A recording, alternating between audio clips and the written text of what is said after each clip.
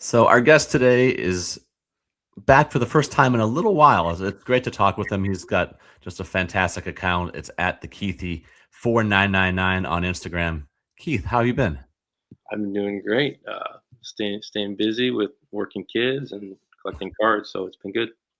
Great. I think the last time we chatted, it was only just for a few minutes. It was for one of the limited series. So I'm glad we have a little time to talk now because you picked up a card recently that I'm excited to get into, both in what the card is and how you got into it. But first, how's the collection and sort of where are you, mindset wise And lately?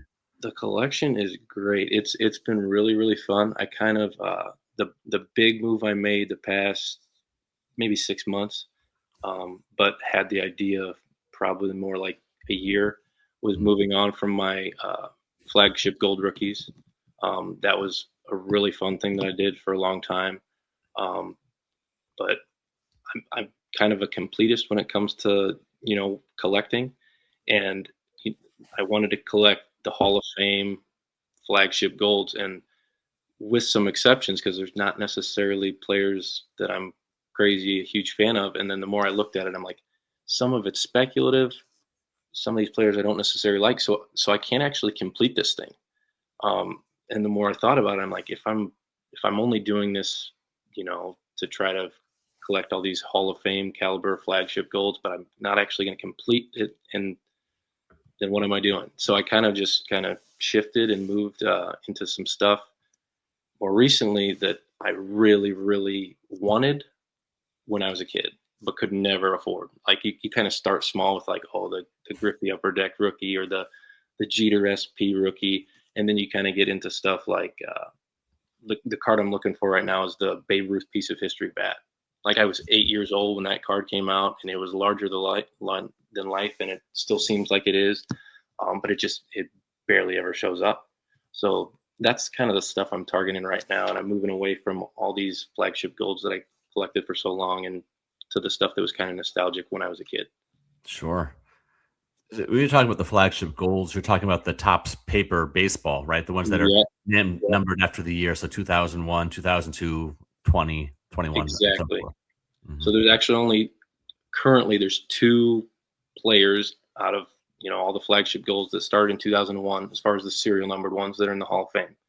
It's Ichiro and Mauer, and everybody Mhm. else is just they'll be in there at some point. Your Pujols, your Kershaw, guys like that. But then everybody else is speculative as far as like, will Bobby Witt Jr. make it? Will Nolan Arenado make it? Like so, it became too speculative to me and too futuristic. And am I really gonna, I'll probably ruffle some feathers, but like I'm not a Jose Altuve fan, so am I really gonna go get that card even though I'm not a fan? So it just didn't. It no longer made sense for me. Right. I don't want to get us too far astray because I'm really excited to get to your big recent pickup. But I was talking to somebody else today about the confusion and sort of the chaos around Miguel Cabrera, right? Because it was when he was first coming up, that's right when that change was happening with the new rules on rookie cards and when people could be used on sets and when they couldn't, what kind of set. So he's I could think technically in rookie in '04, but he had cards as far back as 2000 or '01. So did he have a rookie gold? He had a prospect, I think, in 2003, so no rookie card logo. Because he actually had the rookie card logo in 2000, even though I don't know when he played his first game. He didn't play his first game till probably '03 or '04. Mhm. Um, yeah, he's one of those guys that kind of like Wainwright is in the same boat. Um, yeah, he was in a rookie. I think he was in the same set as Cabrera, but didn't have those rookie cards till like '06 or something crazy. Yeah, it With the new was rookie nuts. card logo. Yeah, it's nuts with him, and it's unfortunate because the two gimmies, the two layups for the 2000s right now, they're Ichiro and Pujols, right? Mhm. But then you got Cabrera there as well, but they biffed it. It was just a different time, and he just happened Yeah, to fall in the wrong period, I guess. yeah. Yeah, Talking about a guy that if he would have come out a year later, would have had hundreds of rookies instead of just the two or three.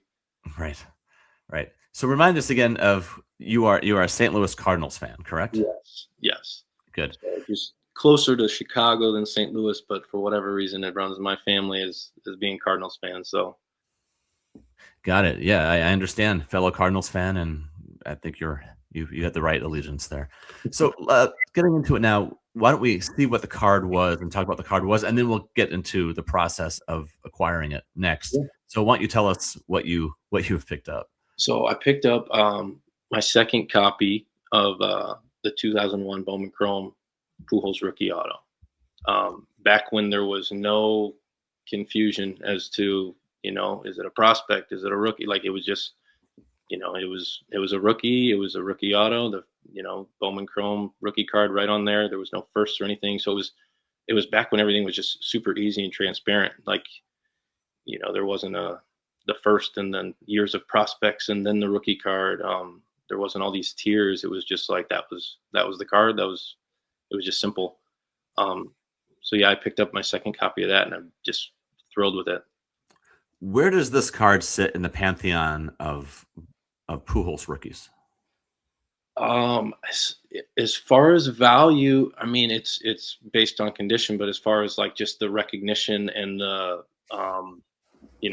what goes to people's mind, like this is it. So obviously, in a 6, 7, 8 range, it's not his most expensive card, but I mean, the card itself is, I mean, larger to life, I'd imagine, to most Pujols collectors or the first Bowman Chrome community. Sure. So for those of you who are listening, we have Keith's card on the screen, 2001 Bowman Chrome refractor, Albert Pujols, nice autograph, which is always the thing you really have to look for in this card because it can fade, Mhm. and it's sitting in a PSA 8. So why don't you? We don't need the exact value, but when did you first get the idea that you wanted to add a second copy? When I first, so my wife's kind of now that she sees kind of what I have as far as my collection and what it's worth, she thinks it's fun to make like a spreadsheet every once in a while. And she's like, "Oh, how much is your stuff worth?" And I'm like, I mean, it's cool, but at the same time, I mean, it can be, I mean, kind of embarrassing when you look at like, wow, I put that much, not just time, but to put that much money into it. Um, and then I got to the point, I think, like at the start of 2005, like really early on in 2005, if not late 2004. So it's about a 15-month process of like, I'm gonna try to pick up another one of these. And you mean 2025 and Yes, 2024? yes. Sorry if I misspoke. Um, yeah, yeah. So I just had that in my mind. I'm like, one, I was super happy to get the one that I got, but it's one of those cards that I'm like, I would love to get another one because one, once you start putting this kind of money behind cards, you kind of naturally think about like it's kind of more than a card at this point. This is very expensive. Um, it's at some point you're most likely going to sell it because if I don't have somebody to hand it down to, then obviously I'm going to sell it. Um, so once I had that in mind, I'm like, I got to get another one before I'm priced out. And if I do end up wanting um, to sell one, I'd like to keep one too. So that was kind of my method behind it. And we also, once you start having kids, like we had a daughter, and then uh, we wanted another kid. And it ended up being a son, so I had that in the back of my mind too.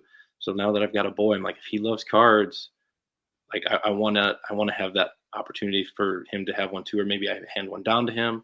So I'm not quite sure what it looks like if I end up moving one at some point, or even picking up another one for the same sort of strategy. Then we both have one, but my mind about a year and a half, 15 months to 18 months ago was like, I want to get a second one because it's one of those cards that just the longer you wait, the less likely it's going to be.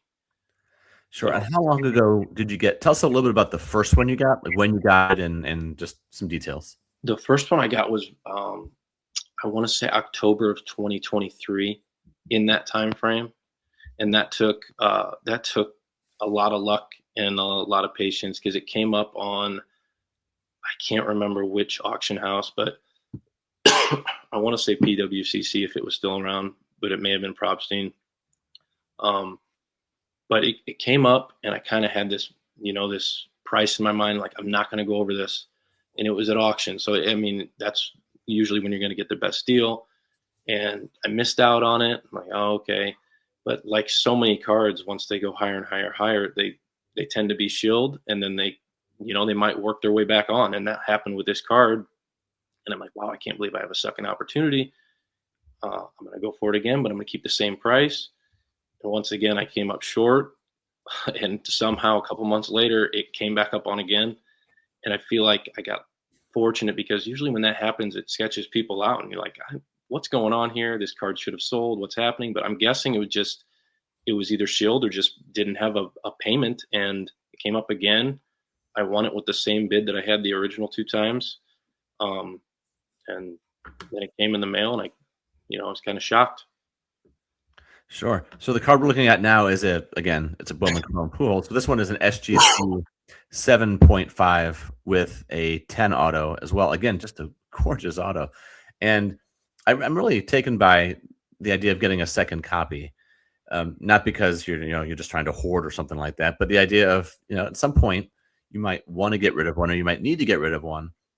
Because, this is a card that can certainly, if sold, can help in other areas for Yeah. sure. But in doing so, you'd still have a copy of it. So sometime late 24, early 25, you get the idea of getting a second copy. hmm What then? How do you begin to look at your cards and the process of what you keep and what you give away, but also just moving them and getting, the money for it? How did you start? How did this begin? So the way it originally began was I was terrible at. I think I even mentioned this maybe forever ago when I did your first podcast. I was terrible at selling. I would just buy and buy and buy. We had dual income, no kids, no big deal. We got the money. We're not in debt. Buy some stuff. I like it. I'll buy it. And then you come to realize that's just not practical. Like you have to have, excuse me, you have to have some sort of limitations or some sort of game plan because it's cool to have the stuff, but I kept on coming back to like it's just not as rewarding or fun. Like anybody can just click a button when they see something. Like I want to have a little strategy behind it. So in 2025, I started like I'm not going to spend another dime on cards unless I sell to buy those cards. And I'm sure plenty of people do that and have been doing it, but I just had to start that for my own sake to keep myself, somewhat stable. Um, and then I found the same way with buying, where you just buy, buy, buy, buy. Selling kind of became addicting or contagious too. Like, okay, I keep selling this stuff. That means I got this much where it's almost free money that I can spend on other cards. And once I kind of ripped off that band-aid, that became motivation to like, maybe this isn't a pipe dream. Maybe I can actually make this happen if I keep selling. And then once I started um, seeing how much value I had in the golds, because I had about everybody. Like I'm going to keep my Pujols, I'm going to keep my Molina, maybe even trade down. But like I sold my Ichiro, I sold my Otani. I sold a bunch of those golds, and that really helped add to that Pujols fund. And and in terms of just quantity, it's like with two kids running around in limited space now, it's like it makes more sense to have less cards than just thousands everywhere. So over the time that you were trying to put yourself in position to get this PSA, this beautiful second copy, were you still buying a little bit, or were you just abstaining while you were selling I and trying to get was. funds? I was. It was very, very difficult to just not buy anything. Because the way I am, it just stuff pops up, and I'm always scrolling through eBay. So even if it doesn't come up through an email, it's like, oh my goodness, I've never seen that card before. Um, like I was trying to find a Mickey Mantle jersey, or some of them are jerseys, some of them are pants, but from like his first year. Like I think there was three different sets he had in the year 2000, and I wanted one of those three cards. And looking through Mantle stuff, I found one that I liked so much more. Like it was more limited.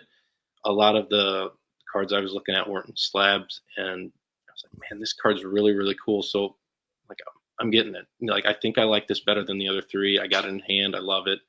but it was a hiccup, because it wasn't on the list. But also when I got it at hand, I fell in love with it, and I'm like, this is great because I had the funds there.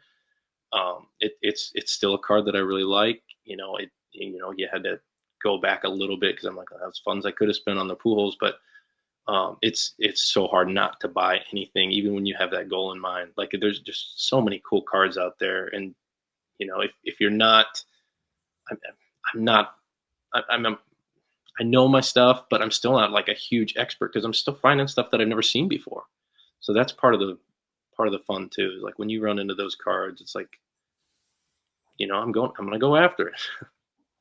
Yeah, I completely understand, and that's part of the fun of it as well, right? You can't sometimes you just need to be a little bit spontaneous, I think. Mhm. Discipline is huge, it's important, patience is huge, but at the same time, you wanna feel connected to the hobby in some way, and you wanna get Oh, something for your collection, right?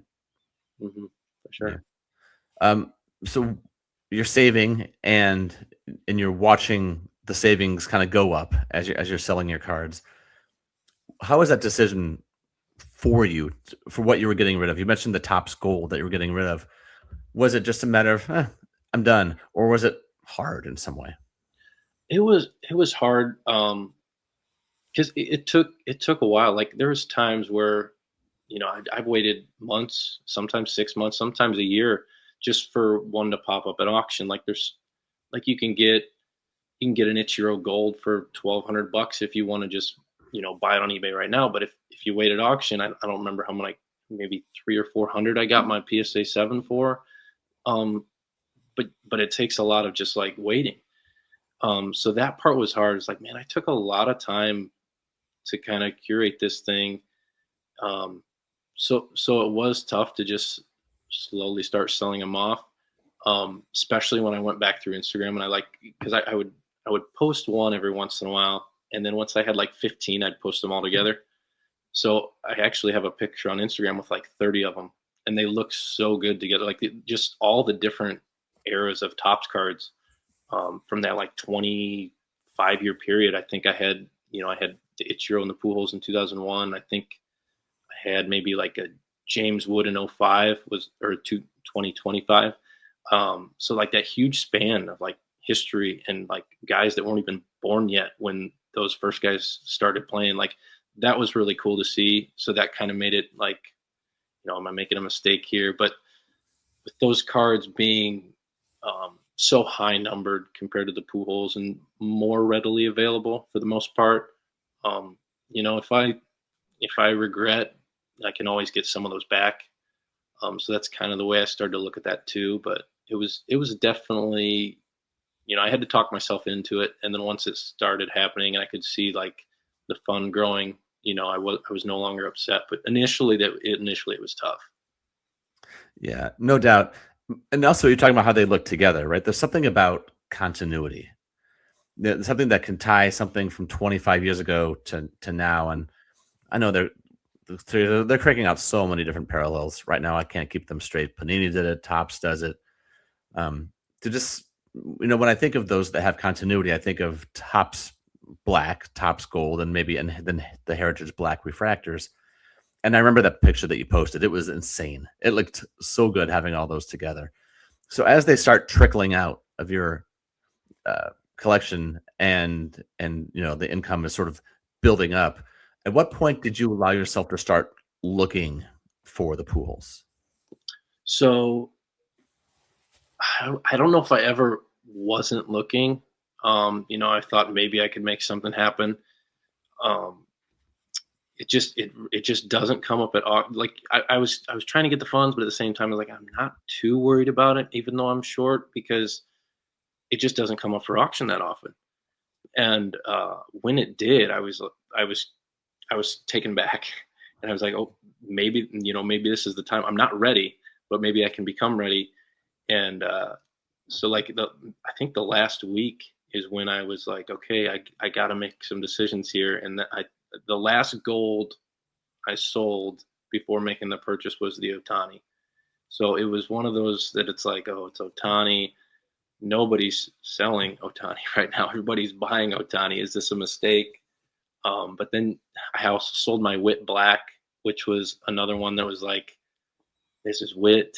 this is a black. Like it's such a cool card. But then you look at like the connection. Like I just have such a bigger connection to Pujols than those other guys, and I can live with I can live with that Otani being a $10,000 card one day, and that Witt maybe being a $10,000 card one day if I have the Pujols.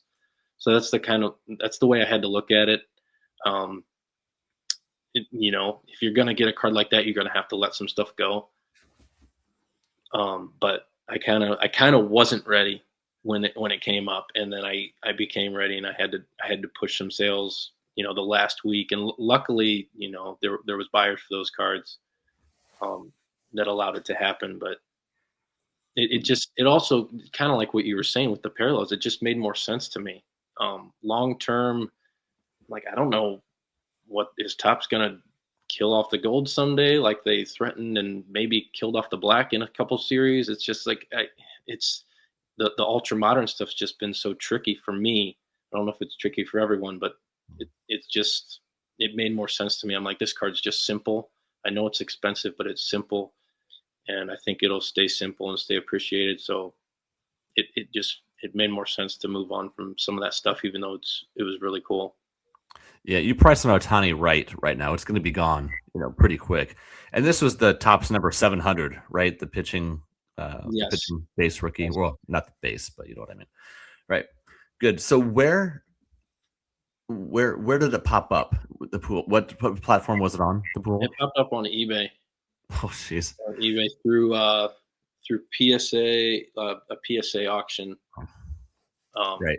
and it was the funniest thing because I had already tracked the card, and kind of had my mind made up. I'm like, okay, this is when I'm not going to bid till the last second, but this is kind of what I can go if I sell these other cards. And then someone on Instagram, I don't know if he probably wouldn't care, but I won't say his name, but someone on Instagram, made a part of their story. Hey, this is my card ending on PSA. Uh, and I'm like, no way, I can't believe. So he's actually, I've sold a couple things to him, and one of the cards I sold to him was to create this opportunity to buy the Pujols. So I just thought it was so crazy. I was messaging him. I'm like, can you believe that? I'm some of the cards I'm selling, I've been selling to you, have been going towards this big card that you're going to end up selling to me through PSA. But so it's really cool how small the collecting world is, and how we're kind of working together. It really is. And when was this? Like, when did the auction close? March, I want to say March 22nd, pretty recent. All right, so a couple weeks ago, and you started late 24, early 25. So this was really, boy, like a 14, 15, 16 month saga, Mhm. right? Yeah. And so you you bid, right? As it's sticking down. I assume you didn't use one of those bill apps or those bidding No, apps or whatever they're called, right?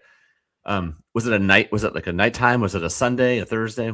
it ended at I think I think it ended at 8 o'clock on Sunday night. And as it was ticking down, what were you doing? Because you mentioned you have two small kids. 8 o'clock on a Yeah, Sunday night it's prime chaos time, right? yeah, So I told my wife, I'm like, hey, and I think I got my hours mixed up. I thought it ended at 7, and I told her, hey, at 7, 6:45, 6:50, you're gonna have to, be super mom here. And then I realized it was at 8, so I'm like, okay, maybe we can just do early bedtimes, and we can pull this off. Um, but she's crazier than I am. Like she's super supportive of my irrational hobby, and it makes it easier when every once in a while I can say like, hey, that card I bought for this, I sold it for this, and so she's kind of on board. But yeah, that wasn't too bad. yeah, and like you said, because you now sell cards in order to buy cards, and I assume it's probably makes it much easier for her to be supportive when this is self-sustaining, as opposed to, Yes. hey, where did the $100 go out of our checking account? Yeah. Yeah. Yeah. That makes it much easier. All right. So it closes, right? And it does that little, the pinwheel of horror as you're waiting to see. Were there others? Like, did you look at the bidding history and did you see that were there others trying to drop snipes in? There was, I want to say there was one because I want to say it went up 2 or 3 grand in the last like 5 seconds. Hmm. Um, which yeah, it was very odd because I'm not a high roller by any means. Even though this card was very expensive. But like I said, I used cards to pay for the card, and it was very interesting to put in a bid that I put in because in the back of my mind I'm like, you know what, I'm okay either way because if I don't win it, I still have a decent amount of cash in the fund sitting there. But if I win it, I'm like, it's not coming out of our bank account. It's not coming out of our vacation fund or anything crazy like that. So it was a very interesting feeling, and that's the first when I told I messaged the owner of the card on Instagram. I said, "Hey, are you happy with what the cold card sold for?" And he's like, "Yes, I'm thrilled." I'm like, "I am too. I ended up winning it." And the first thing he asked me was, "You don't have any buyer's remorse?" I'm like, "No." Like I've had buyer's remorse before with cards, but not with this one. So it was exciting. Yeah, what did it feel like when you got that, 10, 20, 30, 40 seconds while eBay refreshes, right? When it Mhm. pops up and you saw that you won, what was your just immediate reaction? I was excited, but I wasn't over the top because I kind of had that feeling going in. There's certain cards where you kind of feel like, this is my bid and I hope I win. But I thought that I was bidding enough, and I probably overbid, but that's what I had. So like that's what I was ready to pay for the card. And it's tricky when cards don't come up for auction. That I don't follow a lot of other. I know a lot of people do like the Fanatics or the Alt or the My Slabs or I don't even know if I'm getting all the names right, but there's so many different auction houses. I really just use eBay. So as far as eBay's concerned, this is like the only one that's come up in like a year or so. Um, and maybe not quite that long, but it's been a long time since one just came up for auction. A lot of times they'll come up and someone will put in a crazy buy it now, and maybe someone will buy it for a lower offer. But for auction, where you're going to get your best price, it's the first one that's come up in a long time, with the exception of a couple like really faded autos that have been, um, popping up here and there. But so like I was kind of prepared, like probably going to overpay a little bit, but I was confident that the bid was going to win, which a lot of times I feel like, you're like, oh, this could go either way, or it's not enough, or there's a big question mark when you're waiting and waiting and waiting to see if you won. But this one I felt good about. Did it come from a vault or did you have to go through the 2-week authentication process? It came straight from the vault, which was really cool. That Like is I don't huge. I don't know if I've really dealt with it too much. If I have, it's been like maybe cards that weren't even of the $250 authenticity um, threshold. So it got here super fast, which is, I mean, when you're buying a card like this, the faster the better. And it arrives and, I assume you're, waiting for it, you're watching the tracking, it shows up and you opened it and how did that feel to finally have the card in hand? It felt good. Um, I had the case ordered. Like as soon as I won, the first thing I did was I went and bought uh, one of those. What are they called? A slab mag? Yes, the slab max. Sorry, I'm still new with all the extra stuff. Actually, Paper and Chrome on Instagram was the one who told me when I posted my SGC, just like a little video. He's like, "You need to get that in a slab mag." I'm like, "All right, I'll start looking." Uh, and then when I got this one, as soon as I won the auction, I immediately went to eBay and like grabbed a slab mag. I'm like, it doesn't make sense to pay that money and not grab a $30 case. So they came in the same day. So that was really fun. Like I was excited for the pairing and to open them up and put them together and to make a quick post, or maybe I did a story first. But yeah, that was an exciting day, and they both came in on opening day, which was super weird. It was So a fun day. the SGC did as well in 23? Oh no, sorry, the slab mag case Oh, and the sorry. and the foam and chrome auto. Yeah, that's Perfect timing. Yeah, it was great. Have you had a chance, or have you put the 2 next to each other, your SGC and then your I new yeah, one? I have. I think I took a picture. I don't think I posted anything yet, but I've had them side by side, and it's cool, but it's very different because the SGC auto. So this Bowman Chrome is number 27 out of 500, and the SGC is 171. So I mean, something happens with his autographs as I don't know if he took time in between or if he went like signed all 500 at once and went through a couple different markers. Um, but you can see something happening as they progress because this autograph's slightly different. And I was actually I've talked to a couple people about this. I was kind of wary before I bid on this one because it almost looks too perfect. But this was actually in a BGS slab too, and Mhm. when it was in a BGS slab, it was graded like over 10 years ago. So I'm assuming that's long before like I mean it just wasn't that expensive compared to it is now. I don't think there was any wiping or anything, but just to know that it was authenticated by both SGC and BGS and the autograph looks the same is pretty reassuring. But they look very different as far as boldness and like the slant. The P is the biggest thing. The P looks very different, but it is cool looking at them right next to each other. Two totally different cases. The SGC makes the card look really dark, just gives it a whole different style. It's more retro, and then the PSA is kind of brighter. So they're cool looking right next to each other for sure. So you wanna take the time and you wanna enjoy this for sure, but have as collectors, we're always looking ahead a little bit as well. So have you thought about a what's next, or are you just sort of in the moment right now? You know, excuse me.